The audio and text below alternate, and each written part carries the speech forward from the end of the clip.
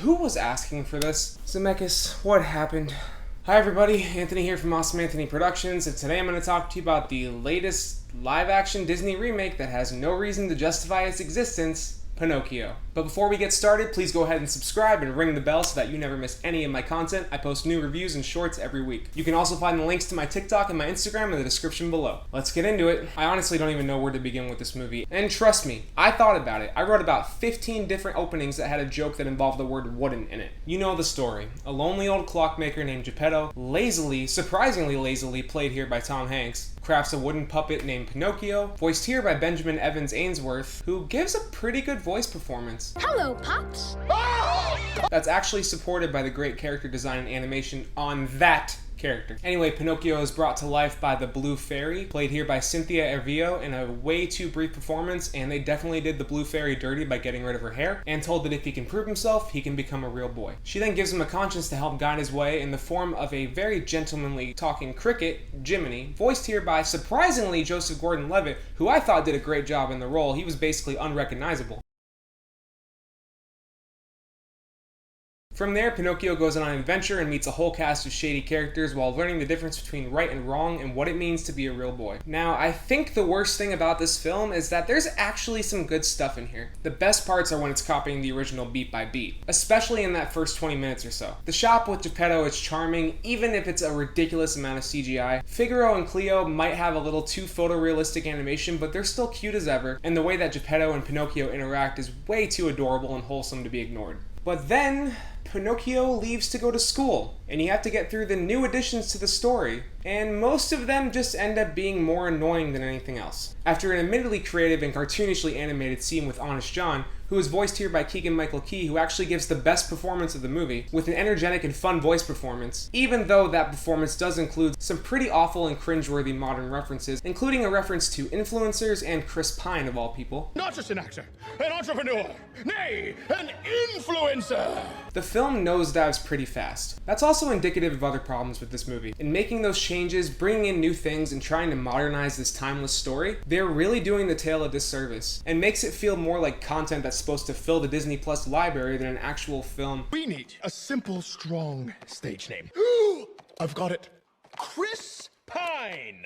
Nah, it'd never work. The biggest offender, besides the ending, which I'll mention later in a short spoiler section, being the fact that they completely neutered the message behind the original movie. Pinocchio doesn't even participate when they get to Pleasure Island. The original had the timeless message of listening to your conscience, respecting your elders, and being selfless. It literally explains to children that if you skip school, drink beer, and smoke, you'll turn into a jackass! But this one replaces it with property damage, shooting pool, and drinking root beer. They completely ruined the Pleasure Island sequence by sanitizing it to avoid controversy. And that scene just kind of pissed me off. Really, they over-sanitized the entire story. Pinocchio is not a naive kid that's being persuaded to do right and wrong. He's a kid that already knows the difference between right and wrong, and is just meeting up with bad people throughout the movie. In the original, when he made those bad decisions, when he did drink beer or smoke cigars, he experiences actual consequences, and it's Jiminy, his conscience that this movie tends to forget about for most of it, that helps get him back on the right path. You buttered your bread, now sleep in it! Helping him learn from his lesson and make his father proud, but Hollywood, and especially Disney, have no interest in pushing that kind of message nowadays, opting for a weird message that doesn't really fit the Pinocchio story. If Pinocchio sets out for school already knowing the difference between right and wrong, and ending up in all these situations just by chance instead of making bad decisions, not only does it rob the story of its entire message and point, but it also makes one of the most beloved Disney characters of all time, Jiminy Cricket,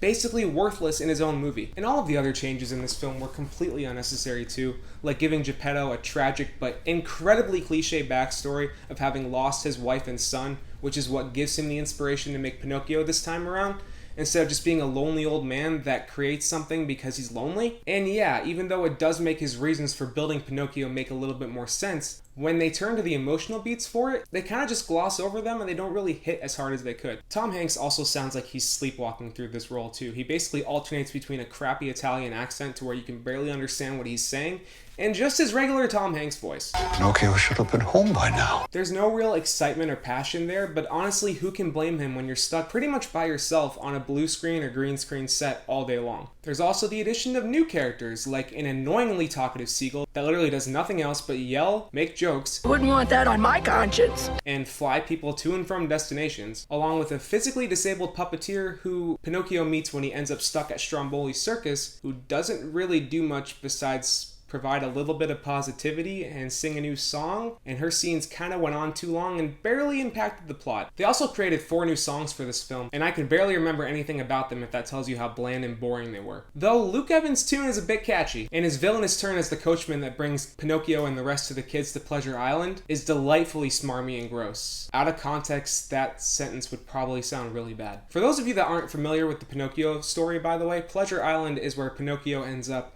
That's just a haven for kids to do whatever the hell they want.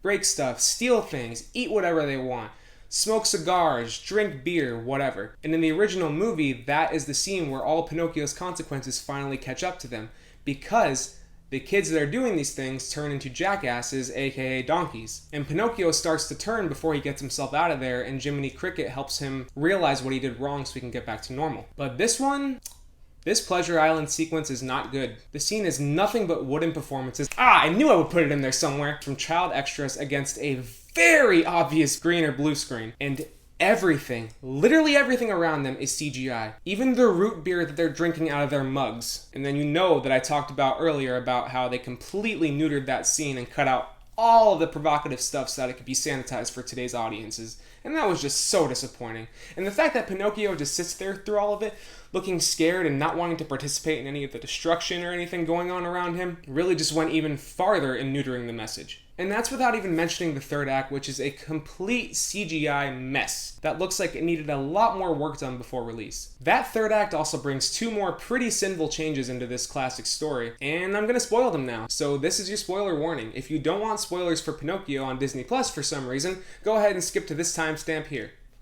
Alright, that was your warning, here we go. After Geppetto and Pinocchio are swallowed by Monstro, who is not a scary sperm whale in this and is actually a giant sea monster that looks more at home on Pandora and Avatar than in Pinocchio, Geppetto and Pinocchio escape in their lifeboat. And for some reason, it was decided to give Pinocchio a superpower. He can now run as fast as Sonic or Dash, and he propels the lifeboat away from Monstro. And eventually, him and Geppetto and everybody on board, Jiminy, Figaro, Cleo, they all crash into a cave. Now, in another flip from the original movie where Pinocchio was the one that ended up drowning in this scene, Geppetto actually drowns, which I thought was actually a pretty interesting change and makes it a little more emotional. But how does he come back to life? Pinocchio sings a few bars from When You Wish Upon a Star, somehow cries, and the tear lands on him and brings him back to life. Original, yeah, I know. But it doesn't end there. From there, you'd expect the Blue Fairy to show back up again and turn Pinocchio into a real boy, right? Well, I don't know if he turned into a real boy because for some reason they decided to keep the ending of this ambiguous, even though that's what everybody wants watching through the Pinocchio movie. Instead, Jiminy Cricket just implies that he may have turned into a human and he may have not, and they use it as an opportunity to push this new message of Geppetto accepting Pinocchio for who he is, when that was not the point of the story to begin with. This is just another way that current day Disney is attempting to modernize their original stories in ways that are completely obvious and really poorly executed. I think the best way to sum this movie up is with a scene that's actually in the movie where Pinocchio bends down and inspects and sniffs a pile of shit for about 30 seconds. Yes, that is a real scene in this movie. The more cynical of you could probably assume that that scene is just Disney's tongue-in-cheek way of showing that they really don't care. And they will put literal shit up on the screen if they think that people will stream it or pay for it. Anyway, that's my review of Pinocchio, the latest failure of a Disney live-action remake. Directed by the visionary behind such masterpieces as Forrest Gump, Castaway, Contact, and, you guessed it, Who Framed Roger Rabbit, one of the best examples of combining animation and live action. Oh, how the mighty have fallen. Anyway, if you liked this video or found my review helpful, please go ahead and leave a like or a comment below. While you're down there, go ahead and hit that subscribe button and ring the bell so you never miss any of my new content. You can also click or tap here to go check out my review of Barbarian, or just go to my channel where you can see all my movie reviews, shorts, and my old shit. Thanks for watching, everybody, and I'll see you on the next one. Hopefully with a more positive review this time.